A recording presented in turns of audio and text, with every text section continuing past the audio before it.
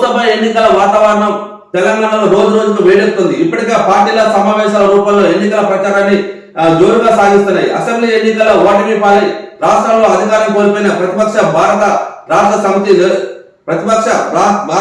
సమితి లోక్సభ ఎన్నికల అత్యంత సవాలుగా మారాయి. బీఆర్ఎస్ లోక్సభ ఎన్నికల ప్రచారానికి సిద్ధమైంది.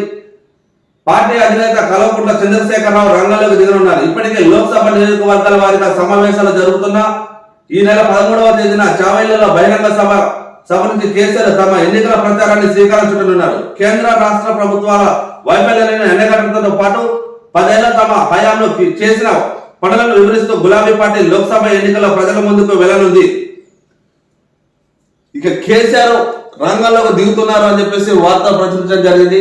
అదేవిధంగా లోక్సభ అసెంబ్లీ ఎన్నికల్లో ఏదైతే ఘోర పరాజయం మూట కట్టుకున్న బీఆర్ఎస్ పార్టీ లోక్సభ ఎన్నికల్లో మాత్రం తమ సత్తా చాటాలి అని చెప్పేసి చూస్తుందని మనకు క్లియర్ గా అర్థమవుతుంది. అదే క్రమంలో చావెళ్లలో భారీ బహిరంగ సభ పెట్టబోతున్నారు కేసీఆర్.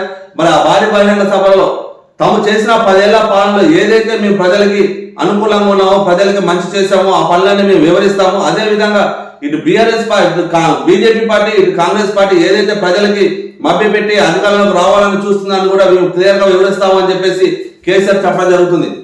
అంతేకాకుండా ఇక నుంచి పూర్తి స్థాయిలో ప్రజల్లోనే ఉండాలి అని చెప్పేసి బీఆర్ఎస్ పార్టీ భావిస్తుందని చెప్పేసి మనకు క్లియర్ గా అర్థమవుతుంది. అదే క్రమంలో గత కొన్ని రోజుల నుంచి కేటీఆర్ గానీ హరీష్ రావు గానీ ప్రజల మధ్య ఉంటూ వాళ్ళ సమస్యలు తెలుసుకోవడానికి ప్రతిరోజు కూడా రాష్ట్రంలో పర్యటిస్తున్నారని చెప్పేసి మనకు క్లియర్ గా అర్థమవుతుంది. అదేవిధంగా గత కొన్ని రోజుల క్రితం కేసీఆర్ కూడా ఎండిపోయిన పంట పొలాలని పర్యవేక్షించి అక్కడ ఉన్న రైతుల యొక్క బాధలు తెలుసుకునే ప్రయత్నం కూడా చేశారు.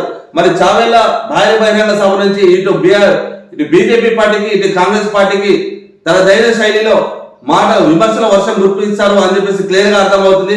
మరి ఇప్పుడు ఉన్న ప్రభుత్వాలు ఏదైతే ప్రజలను మభ్య పెట్టి అధికారంలోకి వచ్చాయో ఆ ప్రభుత్వాన్ని ఎండగట్టడం ఖాయం అని చెప్పేసి మనకి క్లియర్ గా అర్థమవుతుంది.